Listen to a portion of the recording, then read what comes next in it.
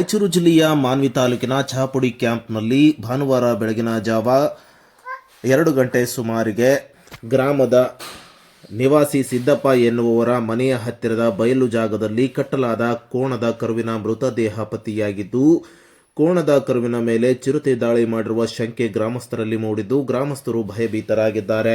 ಇನ್ನು ಮಾಹಿತಿ ತಿಳಿಯುತ್ತಿದ್ದಂತಲೇ ಸ್ಥಳಕ್ಕೆ ಆಗಮಿಸಿದ ಅರಣ್ಯ ಇಲಾಖೆ ಉಪವಲಯ ಅರಣ್ಯಾಧಿಕಾರಿ ಮಹೇಶ್ ಭೇಟಿ ನೀಡಿ ಪರಿಶೀಲನೆ ನಡೆಸಿ ಕ್ಯಾಂಪಿನ ಸುತ್ತಮುತ್ತಲ ಪ್ರದೇಶದಲ್ಲಿ ಜಮೀನು ಮತ್ತು ಹತ್ತಿರದಲ್ಲಿ ಗುಡ್ಡ ಇರುವುದರಿಂದ ಈ ಒಂದು ಪ್ರದೇಶದಲ್ಲಿ ಅಡಗಿರುವ ಹಿನ್ನೆಲೆಯಲ್ಲಿ ಚಿರತೆ ಸೆರೆ ಹಿಡಿಯುವವರೆಗೂ ಯಾರು ಕೂಡ ಒಬ್ಬೊಬ್ಬರಾಗಿ ಓಡಾಡದಂತೆ ಮಕ್ಕಳನ್ನು ಮತ್ತು ದನಕರುಗಳನ್ನು ಬಯಲು ಪ್ರದೇಶಕ್ಕೆ ಬಿಡದೆ ಸೇಫ್ಟಿ ಇರುವ ಜಾಗದಲ್ಲಿ ಕಟ್ಟಿ ಹಾಕಲು ಅರಣ್ಯಾಧಿಕಾರಿಗಳು ಗ್ರಾಮಸ್ಥರಿಗೆ ಎಚ್ಚರಿಕೆಯನ್ನ ನೀಡಿದ್ದಾರೆ.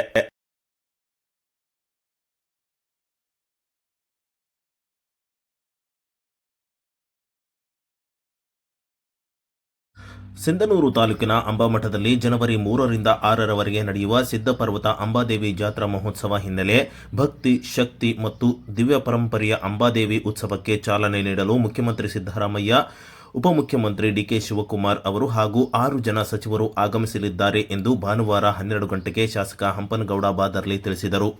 ನಗರದ ಕೋಟೆ ಈರಣ್ಣ ದೇವಸ್ಥಾನದಲ್ಲಿ ಶನಿವಾರ ಸುದ್ದಿಗೋಷ್ಠಿ ನಡೆಸಿ ಮಾತನಾಡಿದ ಅವರು, ಈ ಬಾರಿ ತಾಲೂಕು ಆಡಳಿತದಿಂದ ಅಂಬಾಮಠ ಅಂಬಾದೇವಿ ಜಾತ್ರಾ ಮಹೋತ್ಸವ ವಿಜೃಂಭಣೆಯಿಂದ ಆಚರಿಸಲು ತೀರ್ಮಾನಿಸಲಾಗಿದೆ. ಹಾಗಾಗಿ ಮುಖ್ಯಮಂತ್ರಿಗಳು ಕೂಡ ಈ ಒಂದು ಕಾರ್ಯಕ್ರಮದಲ್ಲಿ ಭಾಗಿಯಾಗಲಿದ್ದು, ರಥೋತ್ಸವ ಬೀದಿ 4 ಪಥ ರಸ್ತೆ ನಿರ್ಮಾಣ ಕಾರ್ಯ ನಡೆದಿದೆ. ಭಕ್ತರಿಗೆ ರಸ್ತೆ, ಕುಡಿಯುವ ನೀರಿನ ಸೇರಿದಂತೆ ಪರಿಸರ ಸ್ವಚ್ಛತೆಗೆ ಆದ್ಯತೆ ನೀಡುವ ಮೂಲಕ ವಿಶೇಷ ಕಾರ್ಯಕ್ರಮಗಳನ್ನು ಆಯೋಜಿಸಲಾಗಿದೆ ಎಂದು ಮಾಹಿತಿ ನೀಡಿದರು.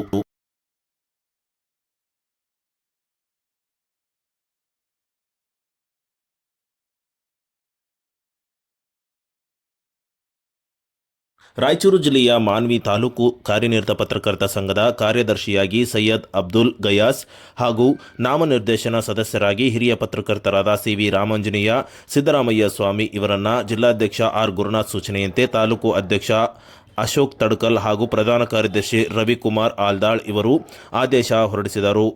ಭಾನುವಾರ 12 ಗಂಟೆಗೆ ಮಾತನಾಡಿದ ಅಧ್ಯಕ್ಷ ಅಶೋಕ್ ತಡ್ಕಲ್ ಅವರು, ಸಂಘಕ್ಕೆ ನೇಮಕವಾದ ಸದಸ್ಯರು ಸಂಘದ ಬಲವರ್ಧನೆಗಾಗಿ ಶ್ರಮಿಸಿ ಸಂಘವನ್ನು ಗಟ್ಟಿಯಾಗಿ ಮಾಡಬೇಕಿದೆ ಎಂದು ಮಾಹಿತಿ ನೀಡಿ ಎಲ್ಲರಿಗೂ ಕೂಡ ಶುಭ ಹಾರೈಸಿದರು. ಈ ವೇಳೆ ತಾಲೂಕು ಎಲ್ಲ ಪದಾಧಿಕಾರಿಗಳು ಮತ್ತು ಸದಸ್ಯರು ಈ ಒಂದು ಸಂದರ್ಭದಲ್ಲಿ ಉಪಸ್ಥಿತರಿದ್ದರು.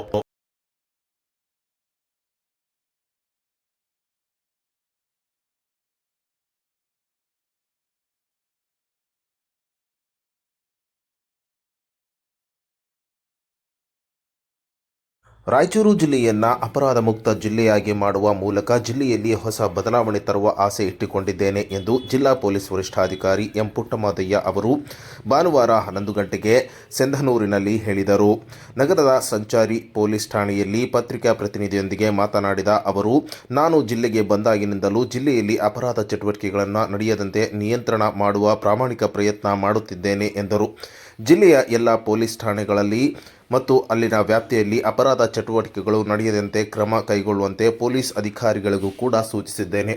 ಆ ಒಂದು ನಿಟ್ಟಿನಲ್ಲಿ ಈಗಾಗಲೇ ಜಿಲ್ಲಾ ಪೊಲೀಸ್ ಇಲಾಖೆ ಸಾಕಷ್ಟು ರೀತಿಯಲ್ಲಿ ಕೆಲಸ ಮಾಡುತ್ತಿದೆ ಎಂದು ಹೇಳಿದರು.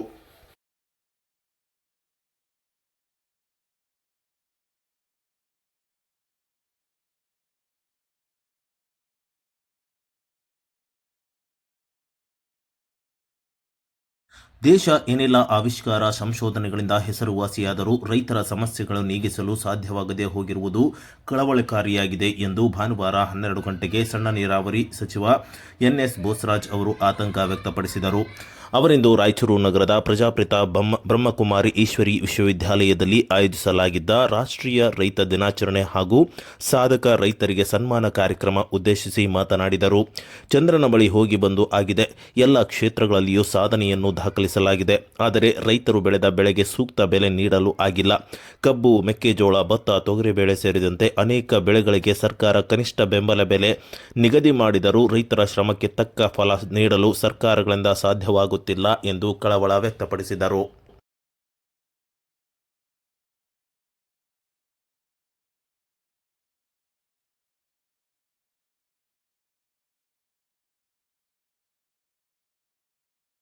ರಾಯಚೂರು ನಗರದ ಮಹಾತ್ಮ ಗಾಂಧಿ ಪುತ್ಥಳಿ ಮುಂದೆ ನಡೆಯುತ್ತಿರುವಂತಹ ಏಮ್ಸ್ ಅನಿರ್ದಿಷ್ಟಾವಧಿ ಹೋರಾಟ ಇಂದಿಗೆ 1326 ದಿನಗಳನ್ನು ಪೂರೈಸಿದೆ.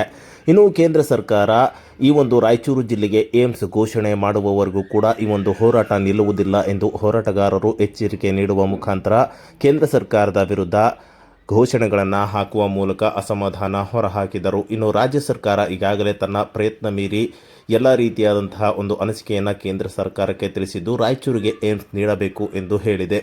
ಇನ್ನಾದರೂ ಕೇಂದ್ರ ಸರ್ಕಾರ ಈ ಬಗ್ಗೆ ಕ್ರಮ ಕೈಗೊಳ್ಳದೇ ಇರುವುದು ನಿಜಕ್ಕೂ ವಿಪರ್ಯಾಸವೇ ಸರಿ ಎಂದು ಅಸಮಾಧಾನ ಹೊರಹಾಕಿದರು.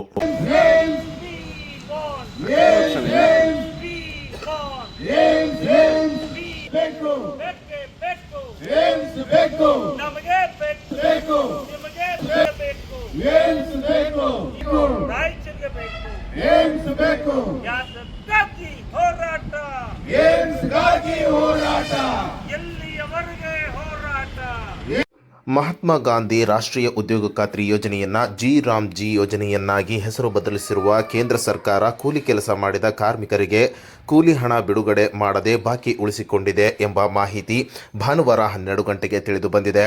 ಆದರೆ ಕಳೆದ 3 ವರ್ಷಗಳಲ್ಲಿ ಜಿಲ್ಲೆಯಲ್ಲಿ ಕೋಟಿ ಹಣ ದುರ್ಬಳಕೆ ಮಾಡಿಕೊಂಡಿರುವ ಪ್ರಕರಣಗಳು ವರ್ಷದಿಂದ ಹೆಚ್ಚಳವಾಗಿ ಹೋಗುತ್ತಿರುವ ಪತ್ತೆಯಾಗಿದೆ. 2021-22ನೇ ಸಾಲಿನಲ್ಲಿ ಮತ್ತು 23-24ನೇ ಸಾಲಿನವರೆಗೆ 3 ವರ್ಷಗಳಲ್ಲಿ 2,000ಕ್ಕೂ ಹೆಚ್ಚು ಹಣ ದುರುಪಯೋಗ ಪ್ರಕರಣಗಳು ಬಯಲಾಗಿದ್ದು, ನೂರಾರು ಕೋಟಿ ಅವ್ಯವಹಾರವಾಗಿರುವ ಪ್ರಕರಣಗಳು ವಿಚಾರಣಾ ಹಂತದಲ್ಲಿಯೇ ಉಳಿದುಕೊಂಡಿವೆ ಹೊರತು ಇವುಗಳ ಬಗ್ಗೆ ಯಾವುದೇ ಇತ್ಯರ್ಥವಾಗದೆ ಇದೀಗ ಹೆಸರು ಬದಲಾವಣೆ ಮಾಡಲು ಹೊರಟಿದೆ ಸರ್ಕಾರ ಎಂಬ ಅಸಮಾಧಾನಗಳು ಕೂಡ ಕೇಳಿಬರುತ್ತಿವೆ.